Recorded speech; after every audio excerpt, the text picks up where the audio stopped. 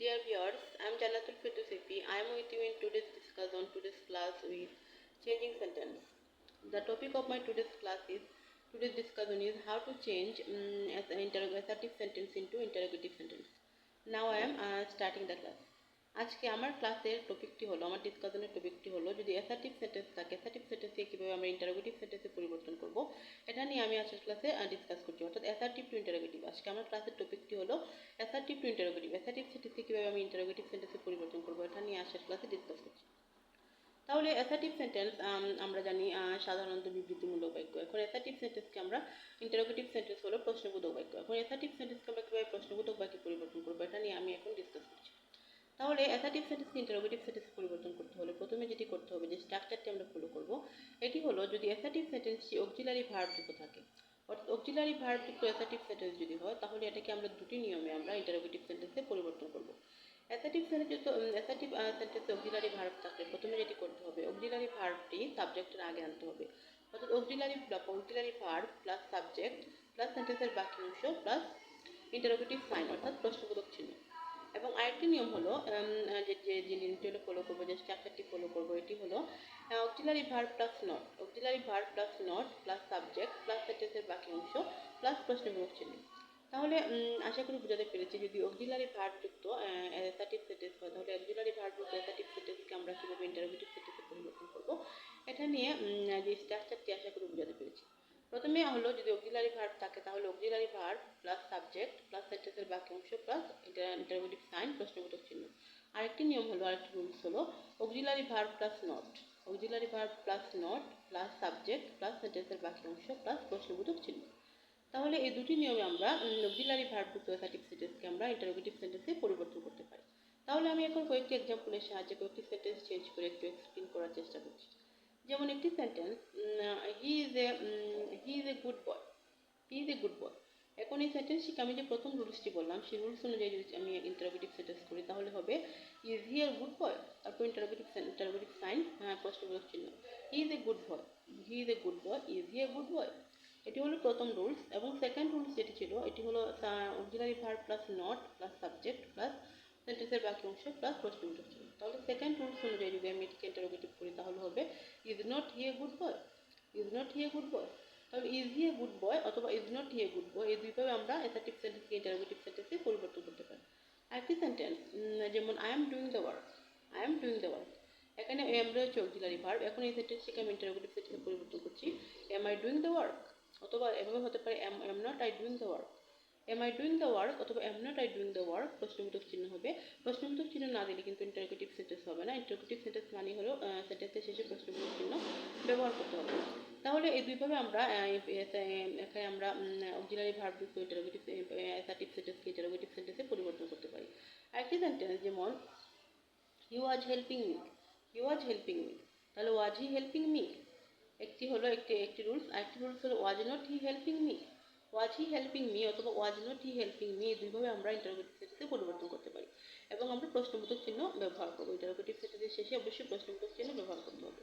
Auxiliary ভার্বযুক্ত আরেকটি sentence যেমন I have a pen তাহলে হ্যাভ আই এ পেন কিন্তু অক্সিলারি ভার্ব। এখন যখন আমি প্রথম রুলস অনুযায়ী auxiliary verb plus subject plus সেন্টেন্সের বাকি অংশ এই নিয়মে যখন আমি এটিকে ইন্টারোগেটিভ করবো তাহলে হবে হ্যাভ আই এ পেন অথবা have not I a pen.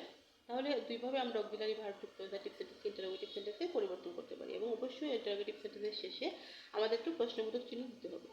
আর আরেকটি নিয়ম হলো যদি অক্সিলারি ভার্ব না থাকে অক্সিলারি ভার্ব ছাড়া যদি অ্যাসার্টিভ সেন্টেন্স হয় তাহলে আমরা কীভাবে ইন্টারোগেটিভ সেন্টেন্সে পরিবর্তন করবো। তাহলে অক্সিলারি ভার্ব ছাড়া একটি সেন্টেন্স যেমন হি রাইটস এ লেটার তাহলে এটাকে আমি দুইভাবে করবো does he write a letter এভাবে does he write a letter প্রশ্নবোধক চিহ্ন। তাহলে যদি অক্সিলারি ভার্ব ছাড়া ইন্টারোগেটিভ অ্যাসার্টিভ সেন্টেন্স হয় তাহলে এটাকে আমি ইন্টারোগেটিভ সেন্টেন্সে পরিবর্তন করতে হলে প্রথমে আমাকে ডু বা ডাজ সাবজেক্টের ডু বা ডাজ ব্যবহার করবো প্লাস সাবজেক্ট প্লাস সেন্টেন্সের বাকি অংশ। আরেকটি রুলস হলো ডু নট বা does not plus subject plus সেন্টেন্সের বাকি অংশ প্লাস প্রশ্নবোধক চিহ্ন। তাহলে এই দুই রুলস ফলো করে আমি অ্যাসার্টিভ সেন্টেন্সকে ইন্টারোগেটিভ সেন্টেন্সে পরিবর্তন করবো যদি অক্সিলারি ভার্ব না থাকে। তাহলে প্রথম যে রুলসটি রয়েছে অক্সিলারি এই নিয়ম অনুযায়ী আমি একটি সেন্টেন্স চেঞ্জ করছি যেমন হি রাইটস এ লেটার এটিকে আমি যখন ইন্টারোগেটিভ সেন্টেন্সে পরিবর্তন করবো তাহলে আমরা জানি ডু অথবা ডাজ সাবজেক্টের পূর্বে বসে আমরা বসিয়ে সাবজেক্ট, তারপর সাবজেক্ট, তারপর সেন্টেন্সের বাকি অংশ। তাহলে এখানে যেহেতু হি রাইটস দ্য লেটার, হি হলো থার্ড পারসন সিঙ্গুলার নাম্বার এবং ভার্বের সাথে এস যুক্ত রয়েছে। এখন যদি subject third person singular number হয় তাহলে আমরা সাবজেক্টের পূর্বে ডাজ ব্যবহার করব। ডাজ ব্যবহার করে আমরা ইন্টারোগেটিভ সেন্টেন্সে পরিবর্তন করব। আর যদি থার্ড পারসন সিঙ্গুলার নাম্বার ছাড়া বাকি সব ক্ষেত্রে যদি সাবজেক্ট থাকে, যে সাবজেক্ট থাকবে এক্ষেত্রে আমরা ডু ব্যবহার করব। সাবজেক্টের উপর ডু অথবা ডু নট, ডাজ অথবা ডাজ নট। তাহলে যেখানে হি রয়েছে, যেহেতু হি হলো তার singular number, he writes A letter, এই সেন্টেন্সটিকে যখন আমি ইন্টারোগেটিভ সেন্টেন্সে পরিবর্তন করবো তাহলে এভাবে হবে, does he write a letter. যে প্রথম রুলসটি ছিল ডাজ ডু বা ডাজ সাবজেক্টের পূর্বে বসিয়ে নেগেটিভ করা, আরেকটি রুলস ছিল ডু নট অথবা ডাজ নট। তাহলে প্রথম রুলসটি হলো does he write a letter, এভাবে আমরা ইন্টারোগেটিভ সেন্টেন্সে পরিবর্তন করতে পারি, প্রশ্নবোধক চিহ্ন দিতে হবে। আরেকটি সেন্টেন্স হলো, আরেকটি রুলস হলো যেমন does not he write a letter, does he write a letter অথবা does not he write a letter, এই দুটোই আমরা ইন্টারোগেটিভ সেন্টেন্সে পরিবর্তন করতে পারি এবং প্রশ্নবোধক চিহ্ন অবশ্যই ব্যবহার করতে হবে। আরেকটি সেন্টেন্স যেমন I help the man, I help the man. এখন আই হেল্প দি ম্যান, এখানে অক্সিলারি ভার্ব নেই, তাহলে আমরা জানি অক্সিলারি ভার্ব না থাকলে ডু অথবা ডাজ সাবজেক্টের পূর্বে বসিয়ে সেন্টেন্সটিকে ইন্টারোগেটিভ সেন্টেন্সে পরিবর্তন করতে হয়। তাহলে আইয়ের পূর্বে এখানে ডু বসবে। আই যেহেতু ফার্স্ট পারসন, শুধুমাত্র থার্ড পারসন সিঙ্গুলার নাম্বার হলে ডাজ হবে, বাকি সব ক্ষেত্রে ডু হবে। ডু প্রেজেন্ট টেন্স হলে ডু, পাস্ট টেন্স হলে ডিড। তাহলে এখানে যেহেতু প্রেজেন্ট টেন্স রয়েছে আই হেল্প দি ম্যান এবং সাবজেক্ট হলো আই ফার্স্ট পারসন, তাহলে হবে do I help the man অথবা don't I help the man, do not I help the man. দুইভাবে আমরা এটিকে ইন্টারোগেটিভ সেন্টেন্সে পরিবর্তন করতে পারি, do I help the man অথবা do not I help the man. একটি ছিল সাবজেক্টের উপর ডু অথবা ডাজ, আরেকটি হলো সাবজেক্টের উপর ডু নট অথবা ডাজ নট বসিয়ে নেগেটিভ সেন্টেন্সে পরিবর্তন, ইন্টারোগেটিভ সেন্টেন্সে পরিবর্তন করতে হয়। অর্থাৎ যদি ডু নট ডাজ নট হয় তাহলে এটি হবে নেগেটিভ ইন্টারোগেটিভ, অর্থাৎ নেগেটিভ ইন্টারোগেটিভ একসাথে হবে। আর যদি ডু অথবা ডাজ হয় তাহলে শুধুমাত্র ইন্টারোগেটিভ হবে। তাহলে এখানে do not I help the man এভাবে হতে পারে অথবা do I help the man এভাবে হতে পারে, দুইভাবে আমরা এটিকে ইন্টারোগেটিভ সেন্টেন্সে পরিবর্তন করতে পারি এবং ইন্টারোগেটিভ সেন্টেন্স মানে হলো প্রশ্নবোধক চিহ্ন ব্যবহার করতে হবে। আরেকটি সেন্টেন্স যেমন I I eight I ate rice, I ate rice, এই সেন্টেন্সটি হলো অ্যাসার্টিভ সেন্টেন্স এবং পাস্ট টেন্সে রয়েছে। এখন যদি পাস্ট টেন্স থাকে তাহলে আমরা যেটি করব, পাস্ট টেন্স হলে ডিড বসাতে হবে, সাবজেক্টের পূর্বে ডিড বসাতে হবে, মূল ভার্বের প্রেজেন্ট ফর্ম হবে। যেমন এইট রয়েছে, এইটের প্রেজেন্ট ফর্ম হলো ইট, তাহলে ইট হবে। তাহলে I ate rice, I ate rice যখন হবে তাহলে হবে ডিড আই ইট রাইস অথবা didn't I eat rice, did not I eat rice অথবা ডিড আই ইট রাইস।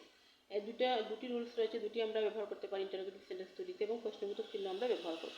তাহলে পাস্ট টেন্স হলে সাবজেক্টের পূর্বে ডিড হবে এবং মূল ভার্বের প্রেজেন্ট ফর্ম হবে। পাস্ট টেন্স যুক্ত আরেকটি সেন্টেন্স যেমন I drank water, I drank water. এখন আই ড্র্যাঙ্ক ওয়াটার এটা হলো, ড্র্যাঙ্ক হলো ভার্বের পাস্ট ফর্ম, তাহলে এই সেন্টেন্সটিকে যখন আমি ইন্টারোগেটিভ করব তাহলে ডিড ব্যবহার করবো, সাবজেক্টের উপর ডিড অথবা ডিড নট দুটি ব্যবহার করা যায়। এখন ডিড ব্যবহার যদি করি আমি তাহলে হবে ডিড আই ড্রিঙ্ক ওয়াটার। এখন যখন আমি সাবজেক্টের পূর্বে ডিড ব্যবহার করব তখন ড্র্যাঙ্ক যেহেতু রয়েছে পাস্ট ফর্ম, এটি হয়ে যাবে প্রেজেন্ট ফর্ম। তাহলে ড্রিঙ্কের প্রেজেন্ট ফর্ম হলো ড্রিঙ্ক, তাহলে হবে ডিড আই ড্রিঙ্ক ওয়াটার অথবা ডিডন্ট আই ড্রিঙ্ক ওয়াটার এবং উভয় ক্ষেত্রে প্রশ্নবোধক চিহ্ন দিতে হবে। তাহলে আশা করি বোঝাতে পেরেছি। যদি অ্যাসার্টিভ সেন্টেন্স থাকে তাহলে আমরা কীভাবে অ্যাসার্টিভ সেন্টেন্সকে ইন্টারোগেটিভ সেন্টেন্সে পরিবর্তন করবো, হাবোধক বাক্যকে বিবৃতিমূলক বাক্যকে আমরা কীভাবে প্রশ্নবোধক বাক্যে পরিবর্তন করবো, এটা নিয়ে আশা করি ক্লাসটি বোঝাতে পেরেছি।